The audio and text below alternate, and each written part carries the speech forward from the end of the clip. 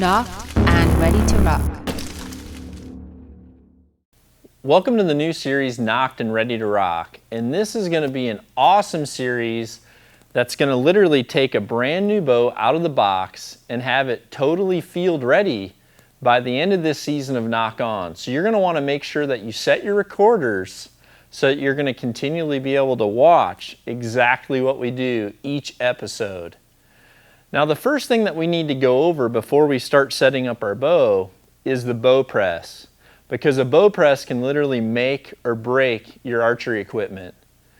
Now a lot of the newer style bows are designed much differently than ones several years ago, and a lot of the newer presses are made specifically for all these newer bows. So if you do have a current bow, say within the last 7 or 8 years, you're going to want to make sure that you look at getting the correct press. This is an XPress Pro.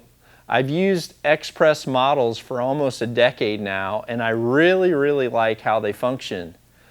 This XPress Pro is extremely safe, it's easy to use, and what I really like about it is that it is designed specifically to simply flex the limb and not put pressure on the riser. A lot of the older style models that are out there, they either had wheels that pressed on the riser or a strap that pulled down on the center of the grip, and that put a tremendous amount of load on the riser itself.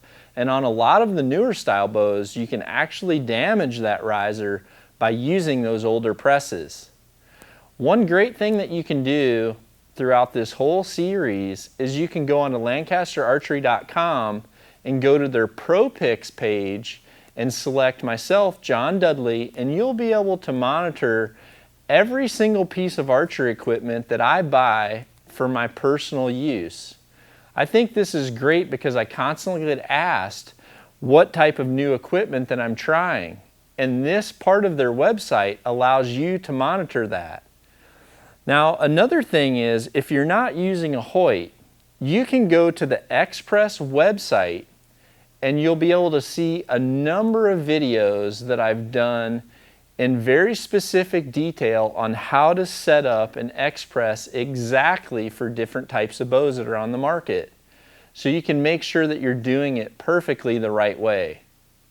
Now what I've done here is I've adjusted these inside holders as far out on the riser as possible. I'm actually right in the same position as when this limb is pivoting on the limb pocket. Then I've adjusted this wheel, which pushes on the limb, directly below the axle and also completely free of the cam. That's two things that you really need to know when adjusting this top portion of a bow press.